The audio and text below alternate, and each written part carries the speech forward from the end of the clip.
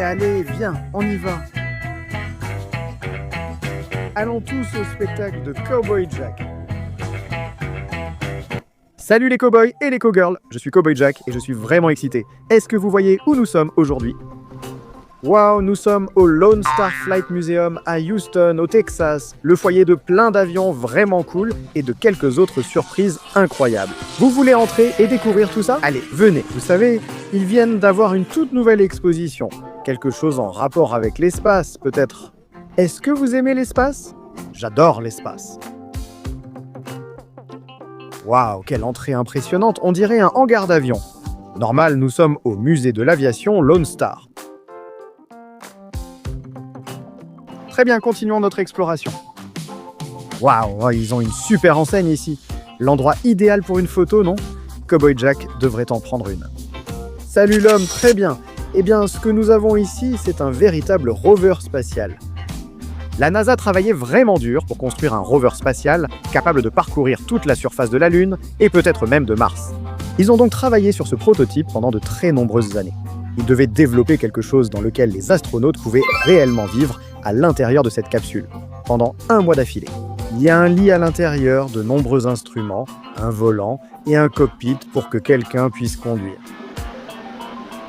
Waouh! Oh! Et juste ici devant, c'est en fait ce qu'on appelle le rover Centaur. Voilà ce que c'est. C'est un corps humanoïde avec un casque intégrant des caméras. Il n'a pas d'yeux et possède de petites mains fonctionnelles pour manipuler des outils. Mais c'était un rover miniature qu'il pouvait déployer pour effectuer toutes sortes de tests scientifiques spécifiques sur n'importe quelle surface sur laquelle il travaillait. Waouh! Ici, tu peux voir davantage l'intérieur du cockpit de ce rover spatial vraiment génial.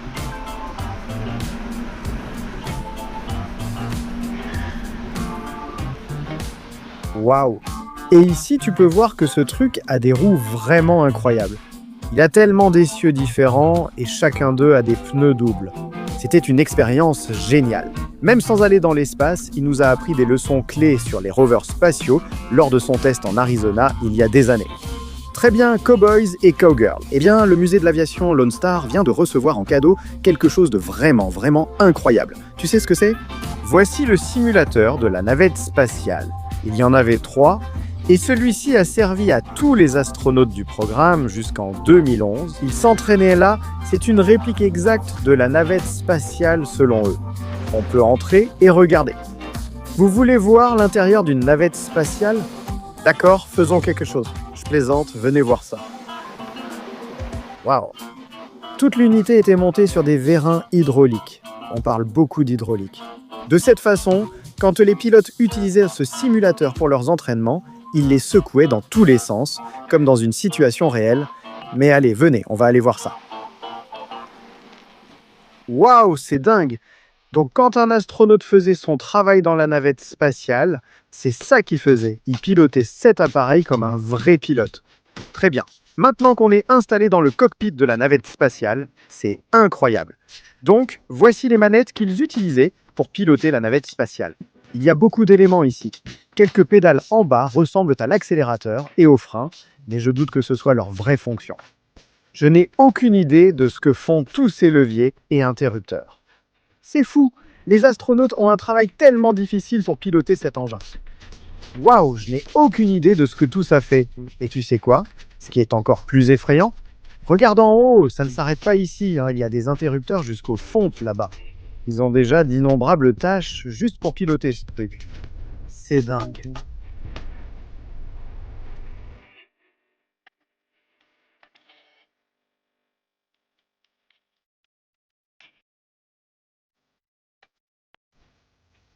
C'est vraiment super amusant parce que je ne suis jamais monté à bord d'une navette spatiale auparavant. Évidemment, je veux dire, c'est normalement des trucs top secrets, mais comme c'est ici au musée, on a vraiment le droit d'entrer et de jeter un œil. C'est vraiment génial. Et tu sais, il serait assis dans une combinaison spatiale. Moi, je porte juste ma tenue de Cowboy Jack. Je n'aurai même pas mon chapeau. Il fait chaud dans ces simulateurs. Arrête de te moquer de mes cheveux, remets-les en place. Mais eux, ils seraient ici dans une combinaison spatiale, en train d'essayer de manipuler tous ces interrupteurs et tout ça. Parce qu'une fois que tu décolles, ta prochaine étape, c'est l'espace. C'est incroyable. Très bien, nous voilà à l'Académie de vol. On peut apprendre énormément de choses sur le pilotage ici. C'est un centre d'activité STEM interactif vraiment génial. Waouh, il y a beaucoup de choses à voir. Rejoins simplement l'équipe. Eh bien, c'est exactement ce que je suis venu faire. Aujourd'hui, on va tout apprendre sur le pilotage. Waouh, alors ça, juste ici, c'est vraiment génial. C'est comme ça qu'on apprend à contrôler un avion. Il y a de nombreux leviers dans un avion et cela montre leur fonctionnement et leur interaction avec l'appareil. Donc si tu veux incliner le vol comme ça, exactement comme ça, tu utiliserais ce levier pour l'aider à aller de côté. Celui-ci, c'est l'axe longitudinal, donc ça nous fait monter et descendre. Et puis ces pédales, elles nous dirigent de gauche à droite, comme pour tourner. C'est vraiment génial. Ceci est une expérience pour apprendre comment le flux d'air affecte différents objets, comme l'aérodynamique. On entend le terme aérodynamique. Donc je vais pousser ceci, et on va voir comment ces objets interagissent. Tourne ce bouton.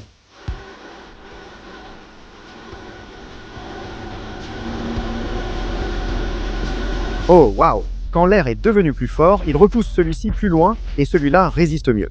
C'est parce que celui-ci est plus aérodynamique et celui-là crée plus de résistance. Augmentons au maximum et voyons ce qui se passe. Ils bougent tous les deux maintenant. Laisse-moi baisser le bouton.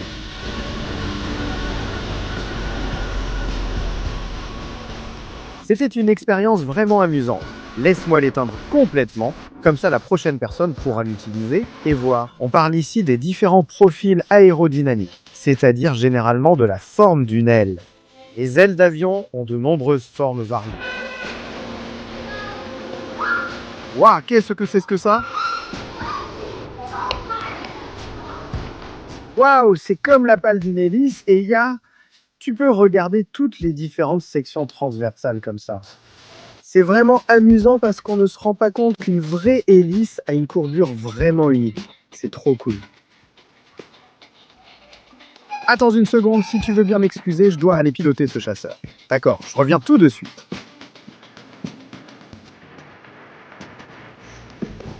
Waouh, regarde ça. Est-ce que je pilote bien? On dirait que le ciel est plutôt dégagé ici. C'est vraiment super amusant. Il y a tous ces cadrans ici, je vois la pression du collecteur, les tours par minute, l'huile, le carburant à gauche, à droite. À quoi ça sert? Peut-être un... Waouh! En fait, on dirait même que je suis en train de voler. Ouh, je vais vraiment vite. D'accord, je ferais mieux de partir d'ici. C'était trop cool. Je ne me suis jamais vraiment assis dans un cockpit de chasse auparavant. Maintenant, ils ont toutes sortes d'expériences un peu partout. Ici, on parle du vent, des courants et de la turbulence. Je parie que ces petits drapeaux bougent différemment dans le vent. Vous voulez essayer ça? Voyons voir. Le vent devient vraiment fort et il agit différemment avec tous ces drapeaux différents. Tu vois, ceux-ci juste au début du vent flottent plutôt bien, mais ceux qui sont protégés ici en bas ne bougent pas aussi vite. Et je peux le baisser.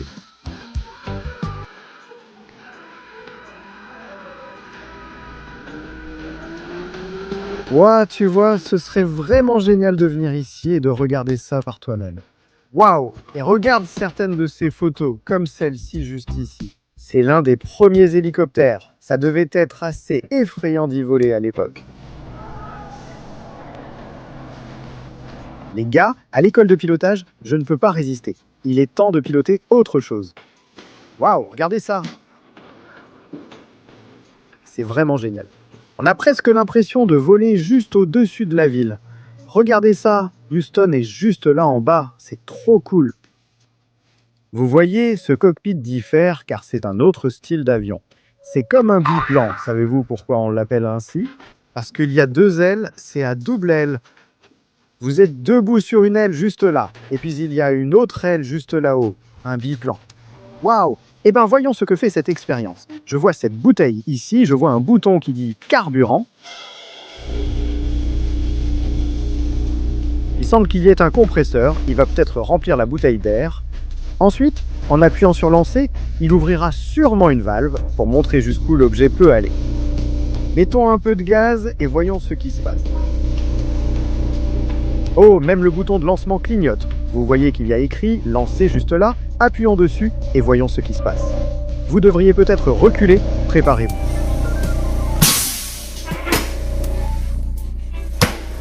Waouh, c'était vraiment génial. Refaisons-le encore une fois. Je vais lui donner encore plus d'air cette fois. Je croyais lui en avoir déjà donné assez pour qu'il monte très haut, mais je veux voir s'il peut aller tout en haut.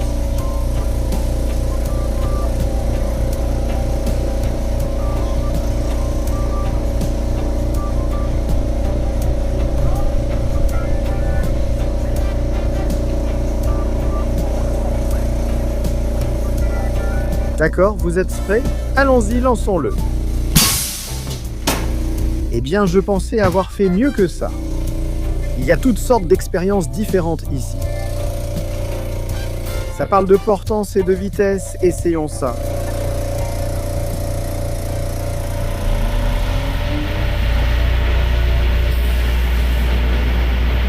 Regarde ça maintenant, parce que le vent soufflait sur cette aile, on a appris ça avant, en fait, c'est l'air qui passe au-dessus de l'aile qui crée la portance. Waouh! Si je le baisse, ça commencera à le faire redescendre.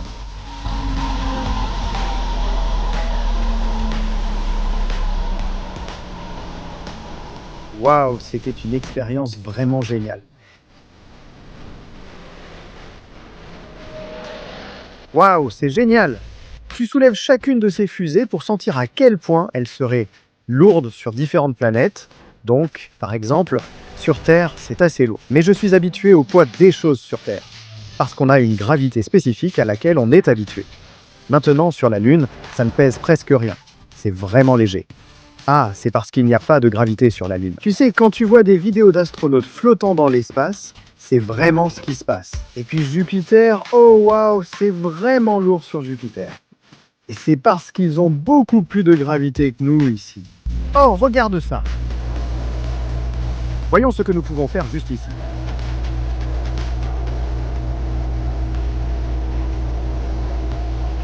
Waouh! Je vais monter un peu plus le son, un peu plus haut. À quelle hauteur tu penses que ça peut aller? C'est vraiment cool. Regarde, si je mets la main dedans et bloque l'air, ça peut redescendre.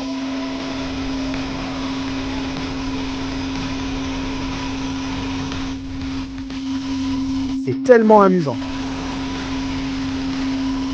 Waouh, je ferais mieux d'éteindre ça.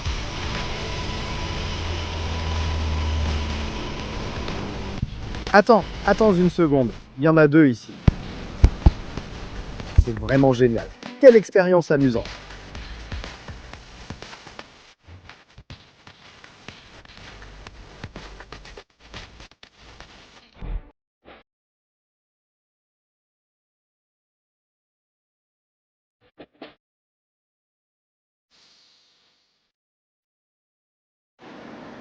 Très bien, Cowboys et Cowgirls. Waouh, ça a été une expérience incroyable. Je veux dire, nous avons tout fait. De regarder des avions à regarder à l'intérieur du cockpit de la navette spatiale. Le Lone Star Flight Museum a tellement à offrir. Jusqu'à la prochaine fois, à bientôt. Ah, fouet.